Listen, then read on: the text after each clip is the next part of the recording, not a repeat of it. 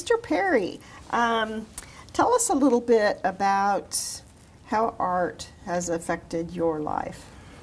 Great question. Great question. Great lead in. I went to the University of Nebraska and got an undergraduate degree, and it was in art education. And that was interesting, and it fulfilled, a piece of my personality that had carried over from high school. And then I went to get my master's in art, and all this was in production art, in making art as opposed to, curating art. When I was getting my master's, I got a job. I can't remember how, but Norman Geske at the Sheldon Art Gallery hired me as a student assistant back then, and his assistant director, whose name was John Nelson, was going to go on sabbatical for a year. And again, this was a long time ago, so my memory fails me exactly how it happened. But Norman asked me if I would be the acting assistant director while he was on sabbatical. And that process, knowing Norman and finding out his ideas about art, and his ideas about art also carried over to life very, very easily. He was a gruff old guy, but he was a great old guy at the same time. And that probably put me on the penchant I've carried for art ever since. I left the art arena in the 1970s, sometime early 80s, and pursued a career in business. But what he taught me about, not judging art, not judging people or artists, keeping an open mind, being willing to give more than you receive, stuck with me. And I credit that component of my love of art with the success I've found since. Now, you also continue to pursue art as more of a hobby these days, I guess. Yeah, for me, art is a hobby for sure. I sell as much as I can, or I have up to this point, and I always give the proceeds to charity. So I've had several charities from Centerpoint here in town to the art department at the university to a not-for-profit called We Care, and have sold some photographs, some pottery, some paintings, basically cleaning out the basement. And but I do that. In high school, I used art as a relief to get rid of pressures and tensions, mostly from sporting events.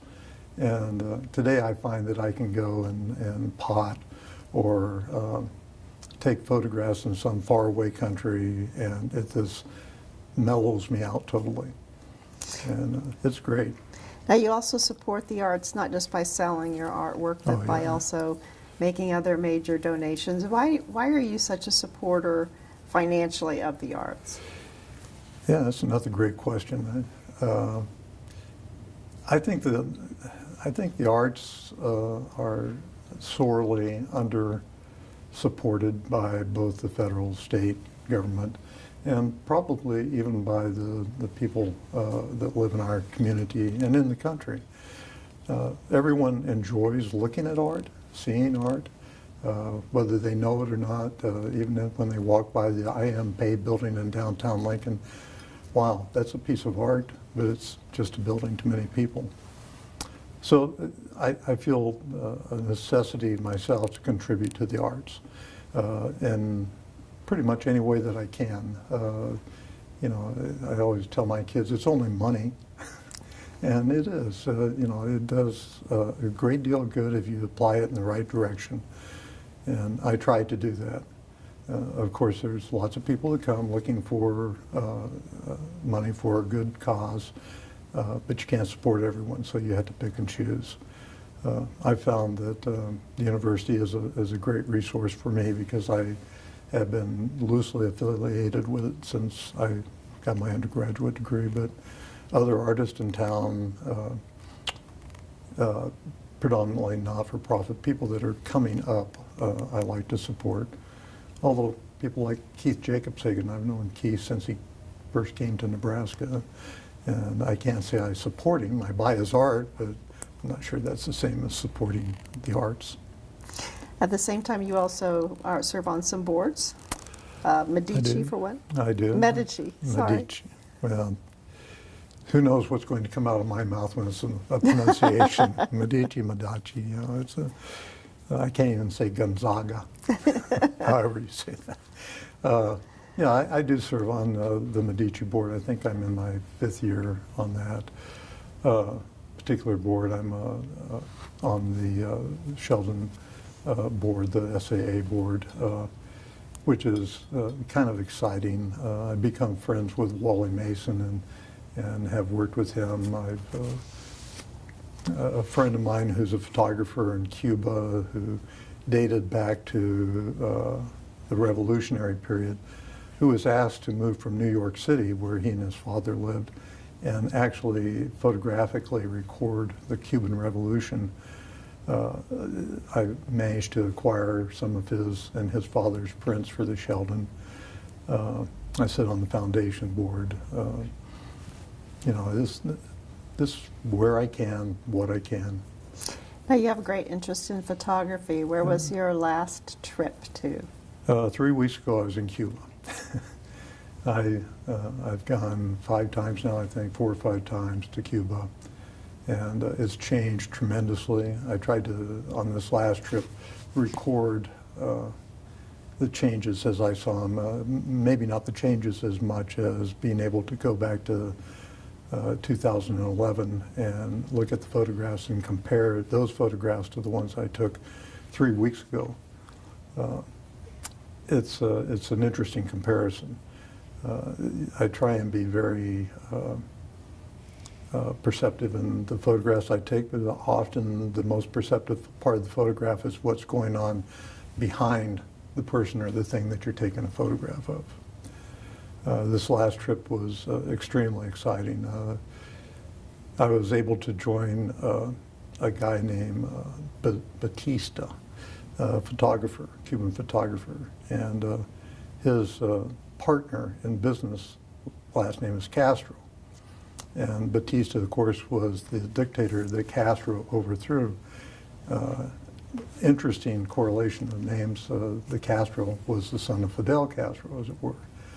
But he got us into an old mansion and had a couple members of the National Ballet of Cuba come, and we were able to take photographs of these beautiful young ladies doing their ballerina skills, and that was exciting. That was really exciting. Tell us about the little gallery on Prescott. The gallery on Prescott was never intended to be a true gallery. It was always intended to be an outlet for university students, graduate students, instructors, or whomever the director of the art department or the dean of the college, Hixson Lake College, wanted to have as a place to display their works. So I had access to the space over off of 48th and Calvert, where the mill's located, and converted it into a gallery. And I think we went 2.5 years with that, and sold a few of my pieces in there, again, you know, on a charitable basis. But we had some really interesting art displays. It was never intended to be a profit-making enterprise, and it certainly wasn't. And we finally got to the point where the young lady that was the director of the Eisentracher Howard Gallery was also directing this, and she moved to Ohio. And when she left, it was a matter of, gosh, do I want to do this? No.